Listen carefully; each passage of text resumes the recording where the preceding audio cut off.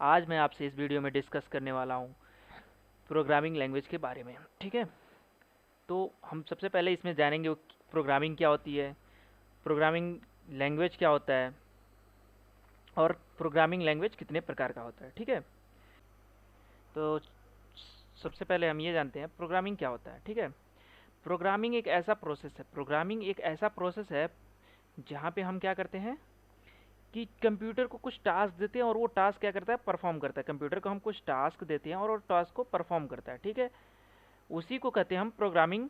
ठीक है, प्रोग्रामिंग मतलब एक, अगर देखा जाए, प्रोसेस है और कुछ नहीं है। एक प्रोसेस है कैसे कंप्यूटर टास्क को परफॉर्म कर रहा है, कैसे किसी प्रॉब्लम को सॉल्व कर रहा है, हम कैसे उस टास्क को लिखे हुए हैं, किस तरीके से लिखे हुए हैं प्रोग्राम, उसी को कहते हैं programming. The way which we write a program for a specific task. ठीक है, उसी को कहते हैं हम प्रोग्रामिंग। ठीक है, अब उसके बाद हम आते हैं प्रोग्रामिंग लैंग्वेज। प्रोग्रामिंग लैंग्वेज क्या होता है भाई? प्रोग्रामिंग लैंग्वेज क्या होता है? अब हम कहें इंग्लिश लैंग्वेज क्या होता है? इंग्लिश लैंग्वेज एक भाषा है भाई। इंग्लिश लैंग्वेज एक सब्जेक्ट है जहाँ पे हम इंग्लिश के बारे में पढ़ते हैं। तो प्रोग्रामिंग लैंग्वेज वो है जहाँ पे हम प्रोग्रामिंग के बारे में पढ़ते हैं। प्रोग्रामिंग किस किस भाषा में कंप्यूटर पे हम लिखा जा सकता है। तो सबसे पहला प्रोग्रामिंग लैंग्वेज अगर हम लोग देखा जाए तो सी हम लोग बेसिकली सबसे पहले हम पढ़ते हैं सी। उसके बाद आ जाता है C++, फिर आ जाता है जावा। ठीक है, जावा के बाद क्या आ जाता है, पाइथन, और फिर आ जाता है रूबी। ये सारे लैंग्वेज है क्या, प्रोग्रामिंग लैंग्वेज। एच हमने देख लिया प्रोग्रामिंग लैंग्वेज क्या होता है, प्रोग्रामिंग क्या होता है। अब हम जानते हैं कितने प्रकार के प्रोग्रामिंग लैंग्वेज होते हैं। तो अगर सबसे पहले अगर हमारे दिमाग में क्या स्ट्राइक करता है, कितने प्रकार। अब कैटेगराइज्ड होते हैं प्रोग्रामिंग लैंग्वेज, किस किस टाइप में कैटेगराइज किए जाते हैं, ये हम सबसे पहले जानते हैं। तो हमारे दिमाग में क्या आएगा सबसे पहले अगर देखा जाए तो सी, जावा, C++, पाइथन, ये सारे दिमाग में आएंगे। यार इतने प्रकार के प्रोग्रामिंग लैंग्वेज होते हैं, ये डिवाइडेड होते हैं सारे सर, सब के सब एक एक कैटेगरी में आते हैं। ठीक है, जिसका जैसा काम होता है। तो प्रोग्रामिंग लैंग्वेज देखा जाए तो कितने प्रकार में डिवाइडेड है, ये 4 प्रकार में डिवाइडेड है। ठीक है, यहाँ पे हम देख सकते हैं पहला क्या होता है प्रोग्रामिंग लैंग्वेज, दूसरा क्या होता है क्वेरी लैंग्वेज, तीसरा क्या होता है मार्कअप लैंग्वेज, चौथा क्या होता है स्क्रिप्टिंग लैंग्वेज। अब स्क्रिप्टिंग लैंग्वेज भी जो होता है 2 प्रकार में डिवाइड। ठीक है, अब स्क्रिप्टिंग लैंग्वेज होता है 2 प्रकार में डिवाइड। और डिस्क्रिप्टिंग लैंग्वेज में 2 प्रकार जो डिवाइड होता है, पहला होता है तुम्हारा सर्वर साइड स्क्रिप्टिंग लैंग्वेज और दूसरा होता है क्लाइंट साइड स्क्रिप्टिंग लैंग्वेज। ठीक है, जो सर्वर के साइड पे वर्क करता है उसको सर्वर साइड करते हैं, और जो क्लाइंट साइड पे वैलिडेशन करता है उसको कहते हैं क्लाइंट साइड स्क्रिप्टिंग लैंग्वेज। अब हम सबसे पहले आ जाते हैं प्रोग्रामिंग लैंग्वेज क्या होता है। प्रोग्रामिंग लैंग्वेज तो हमने पहले ही देख लिया, जहाँ पे हम प्रोग्राम लिखते हैं। ठीक है, तो अब यहाँ देखते हैं प्रोग्रामिंग लैंग्वेज कैसे, क्या क्या किया जाता है प्रोग्रामिंग लैंग्वेज के अंदर। प्रोग्रामिंग लैंग्वेज से हम बेसिकली क्या करते हैं, जहाँ पे हम लॉजिकल पार्ट लिखते हैं, लॉजिकल पार्ट, प्रोग्राम का लॉजिकल पार्ट। जैसे अगर हम देखा जाए एग्जांपल लें तो अगर हम प्रोग्रामिंग लैंग्वेज जावा का एग्जांपल लेते हैं तो सिंपली अगर सिंपली ऐड का कोड लिखना है तो क्या लिखेंगे हम,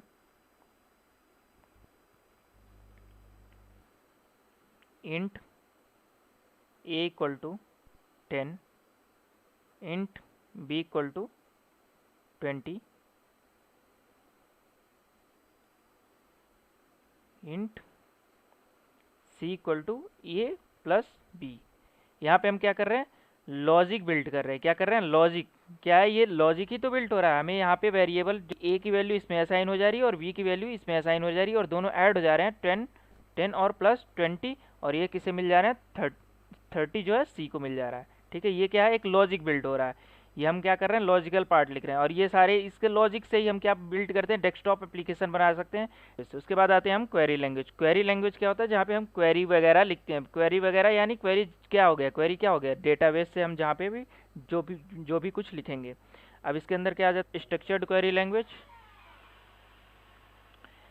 और PL SQL, और उसके बाद आ गया आपका ओरेकल।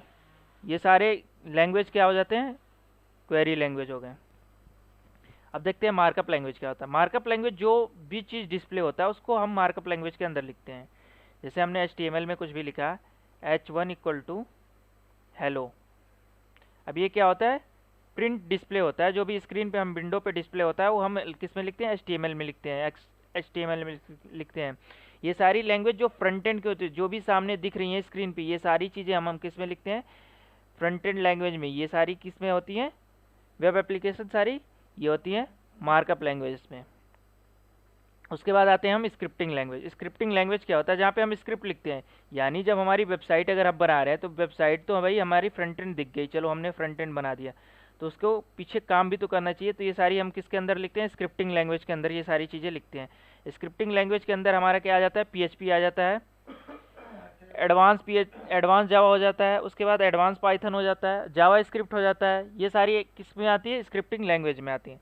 और स्क्रिप्टिंग लैंग्वेज होता है आपका दो प्रकार का है, सर्वर साइड स्क्रिप्टिंग लैंग्वेज और दूसरा होता है client side scripting language. Server side scripting language में क्या हो गया? PHP, एडवांस जावा, एडवांस पाइथन एक्सेट्रा। और क्लाइंट साइड स्क्रिप्टिंग लैंग्वेज में हो जाता है जावा स्क्रिप्ट, VB स्क्रिप्ट और एक्सेट्रा।